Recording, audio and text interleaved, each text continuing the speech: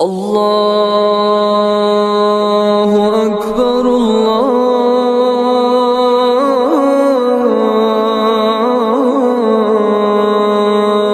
اکبر۔ کون سا جھگڑا جو ہے جس کو اللہ نے بھی پسند کیا ہے؟ جب قرآن و سنت اللہ ذوالجلال اور اس کے پیغمبر اور قرآن اور اسلام کے لیے آپ کوئی بات کرتے ہیں، کہتے ہیں نہیں بھائی قرآن کی بات جھوٹی نہیں ہو سکتی، یہ نہیں ہو سکتا۔ اللہ کے رسول صلی اللہ علیہ وسلم کی ذات کے بارے میں انسان مضبوط ہو، نہیں، حدیث کی مخالفت نہیں ہم کر سکتے،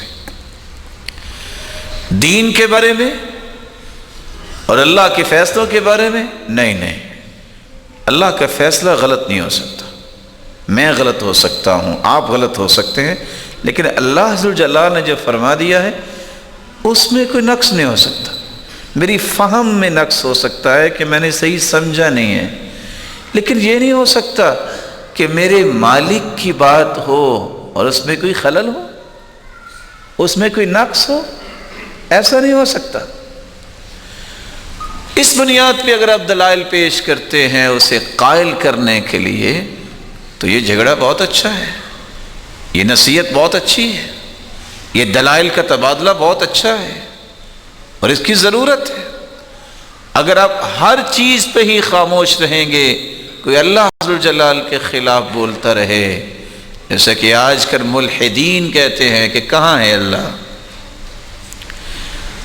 اور دین کے خلاف کو بولتا رہے، کوئی کہے کہ ہمیں کسی دین کی ضرورت نہیں ہے، وہاں کی خاموشی پھر آپ کے ایمان کو ضائع کرنے کے مترادف ہوگی، وہاں جھگڑا چھوڑنے کی بات نہیں ہے۔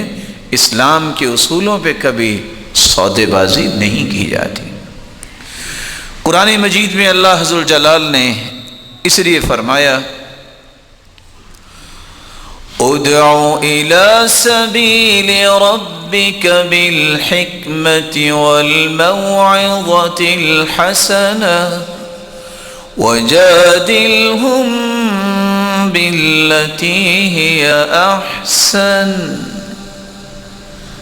لوگوں کو دعوت دو حکمت کے ساتھ، دانائی کے ساتھ۔ بعض لوگوں سے بات کرتے وقت حکمت و دانائی اختیار کرنی پڑتی ہے، بعض لوگوں کو میٹھی بات کر دیں، اچھی واز کریں، ان پہ اثر ہوتا ہے، لیکن بعض لوگوں کے ساتھ دلائل کا تبادلہ کرنا پڑتا ہے۔ ہر بندے کی سوچ ایک تو نہیں، جیسے جیسے کسی انسان کی طبیعت اس کے مطابق اسے حق کی طرف لانے کی کوشش کرنا۔ آپ ہر بندے کو کہیں کہ وہ آپ کی اچھی بات کو مان لے گا، ایسا نہیں ہوتا،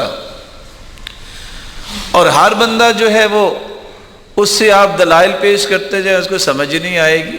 بس اوقات اسے اپنائیت دینے، محبت دینے، احترام دینے سے بھی وہ بات سمجھ جاتا ہے جو بول کے آپ سمجھا نہیں سکتے۔ تو قرآن مجید نے تینوں مرحلوں کا تذکرہ کیا ہے۔ آپ حکمت سے بھی دعوت دیں، آپ اچھی نصیحت اور وعظ سے بھی دعوت دیں، وَجَادِلْهُمْ بِالَّتِي احسن، لیکن اگر موقع بنے کہ وہ دلائل سننے کے بغیر وہ مطمئن نہیں ہو رہے تو آپ دلائل بھی اچھے انداز سے پیش کریں۔ اور دوسری جگہ فرمایا وَلَا تُجَادِلُوا أَهْلَ الْكِتَابِ إِلَّا بِالَّتِي هِيَ أَحْسَنُ إِلَّا الَّذِينَ ظَلَمُوا مِنْهُمْ وَقُولُوا آمَنَّا بِالَّذِي أُنزِلَ إِلَيْنَا وَأُنزِلَ إِلَيْكُمْ وَإِلَٰهُنَا وَإِلَٰهُكُمْ وَاحِدٌ۔ اہل کتاب جو کتاب پر ایمان رکھتے ہیں، آپ صلی اللہ علیہ وآلہ وسلم کی آمد کے بعد جو قرآن پر ایمان نہیں لاتا، اللہ کے رسول پر ایمان نہیں لاتا، وہ نان بلیورز میں شامل ہے، کافر ہے۔